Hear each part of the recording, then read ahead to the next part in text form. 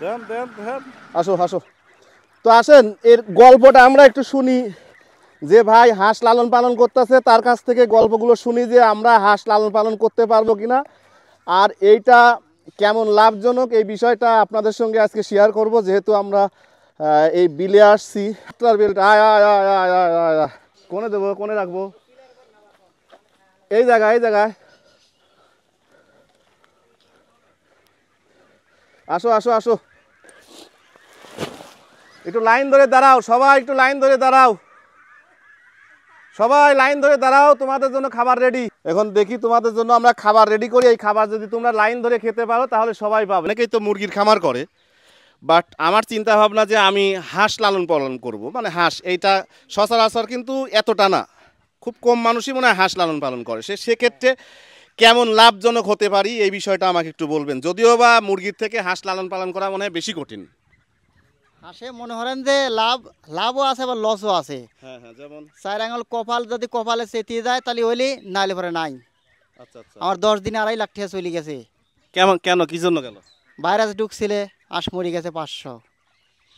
ও, হাঁসেও তো ভাইরাসের আশঙ্কা থাকে। আচ্ছা আচ্ছা, এটা তো আমার জানা ছিল না। যাই হোক, মানে এটা ভাগ্যের উপরেও ডিপেন্ড করে। হ্যাঁ হ্যাঁ, ভাগ্যের উপরে ডিপেন্ড। তাতে এখন যেগুলো আছে এগুলো কি সব মানে এখনো মনে হয় ডিম একটা মনে হয় দেয় না, না? না, বাচ্চা 2 মাস বয়স। তো বাচ্চা বড় করে যদি আপনি বিক্রি করেন, ডিমের আশা না করি, তাহলে সেক্ষেত্রে লাভ করা যায় না? অর্ধেক টাকা লাভ হই। অর্ধেক। হ্যাঁ। আর যদি আপনি ডিম ডিম পর্যন্ত নিয়ে আসতে পারেন তাহলে মনে হয় একটু লাভটা বেশি হয়। লাভটা বেশি হয়। আচ্ছা আচ্ছা। আর ডেলি পুরাটাই লাভ হয়। পুরাটাই লাভ? পুরাটাই লাভ হয়। আচ্ছা আচ্ছা। মানে ডেলি আপনি এদের পিছনে কত টাকা খরচ হয়? মানে 500 না, এখানে কতটি আছে এখন? 500।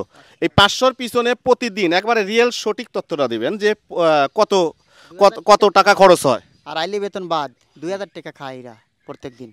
প্রতিদিন 2000 টাকা? হ্যাঁ, প্রত্যেক দিন 2000 টাকা খায়। আচ্ছা।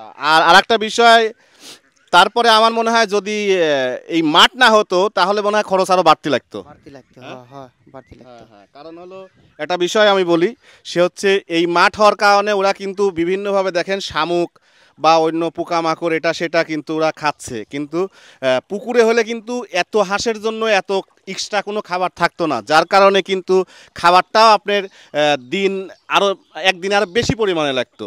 আপনি একদিনে কয়বার খাবার দেন তাদের? 3বার, সকালে, দুপুরে আর বিকেলে, সন্ধ্যায়। আচ্ছা আচ্ছা, একদিনে 3বার দিলে আপনার প্রতিদিন 2000 টাকার খাবার লাগে, এই তো? সকালে 1.5 মণ খাইছে আর এখন 1.5 মণ খাবে। আচ্ছা আচ্ছা। সকালে হ্যাঁ হ্যাঁ হ্যাঁ হ্যাঁ হ্যাঁ। আচ্ছা আচ্ছা আচ্ছা।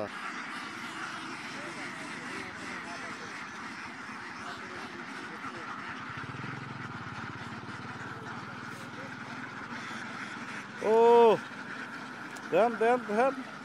দেখেন কিভাবে খাচ্ছে হাঁস, সব ধান দেওয়া হচ্ছে, ধান। ওরে বাবা,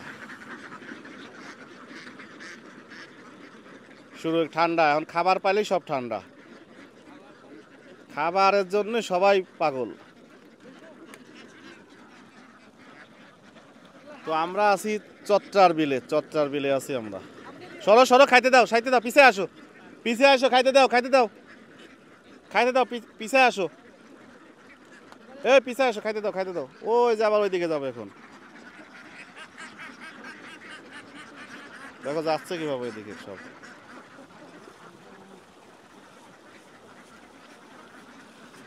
আরে বাবা, সব দল ধরে আসতে দেখেন।